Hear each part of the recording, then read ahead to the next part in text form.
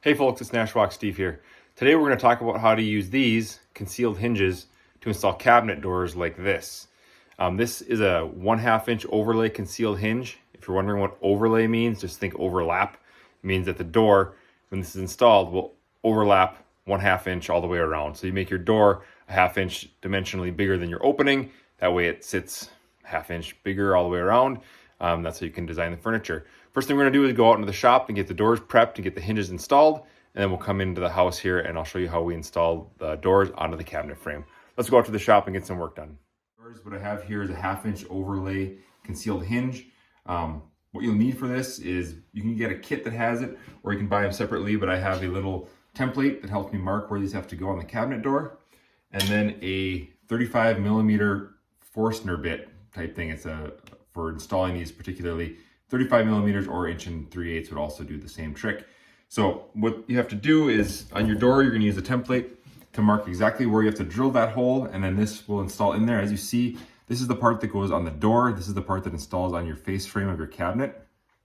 And it has this circular pocket in here that it doesn't do anything for supporting the door, but it allows the hardware to fold into it and gives it room to remain concealed. So all that, the mechanics of it all stay inside the door and are hidden from view. So I'll go ahead and show you how we drill that hole and get things going. Okay, so here's my door that I'm gonna be working on. What I did first was measured where I want my hinge to be centered, which in my case was 5 inches. So I measured 5 inches and made a mark. I'm gonna take my template here. You can see there's a little center line on there. Line that up with my mark. And then I used spring activated punch to punch it to make a little dent in the wood there, so I know where to start it. You can use anything, screwdriver, the sharp tip or something to make a mark.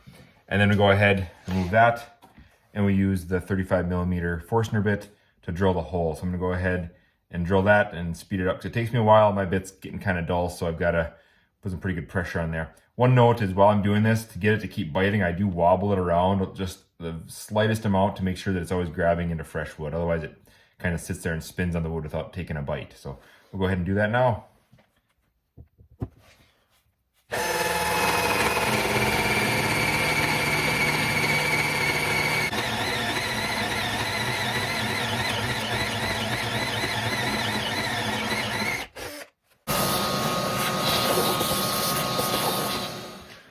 So something you want to be really careful of when you're drilling these out is that you don't drill too far into your door and then end up poking a hole into the front of it, because you'll see that and you have to worry about fixing it.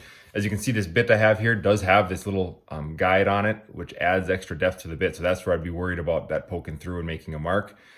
My bit I have here is about 1/2 inch from these teeth that cut into the wood here to about there where the bit starts to round off a little bit. So I drill to that point and stop, and then I can test fit with the hinge to make sure that I'm not too deep at all. So yeah, the 1/2 inch here and plus that little tip, we're getting really close to 3/4 of an inch, so we don't want to go too far. So I set it in here like it's going to be. Want to make sure that it's resting on this part of the hinge, this flange here, not on the inside part of that hole that I made. That way I know it's flush and it's just deep enough. So here we are good. You can see it's flush all the way across here, so it's resting on the flange, not the hole. So that's it for that part. Now we can look at installing them on the door and then installing them on the cabinet.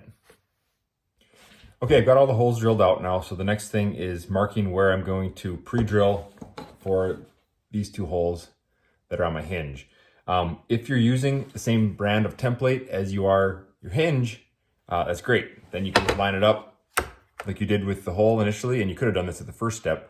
And then you can use a pencil or a punch like we had earlier and mark exactly where those spots are going to be for those these screws, and away you go.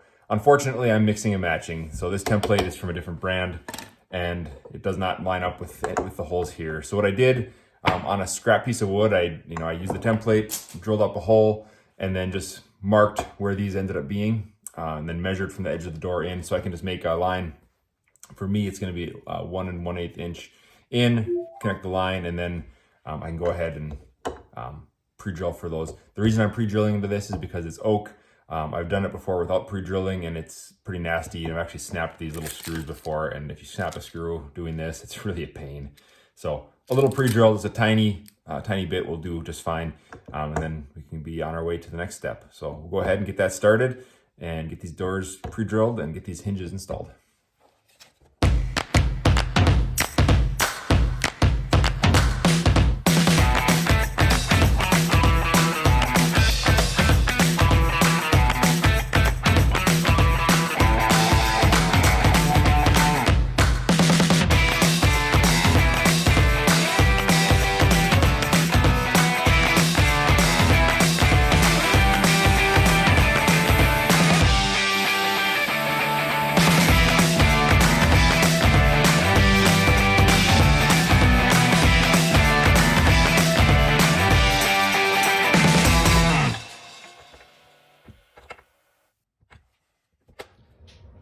There's the first cabinet door installed. I just wanted to do one quick to make sure it worked well.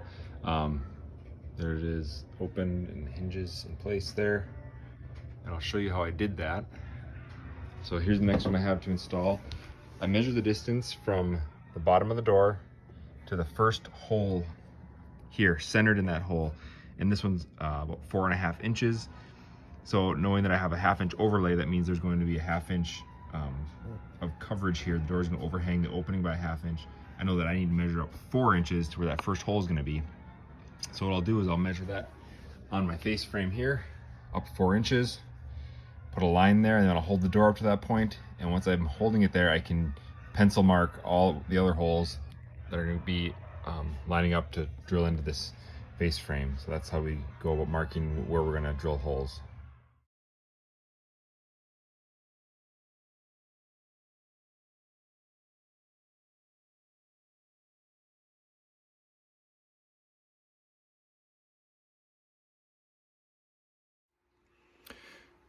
So like you saw at the beginning when I showed the finished product, this is what you end up with. You've got a nice hinge installed here, one on top, one on bottom, 5 inches from the top and bottom on my case.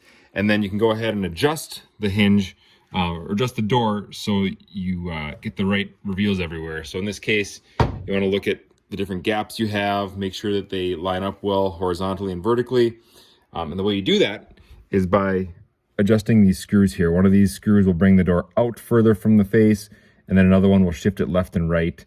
And then you have the mounting screws that have slots in them.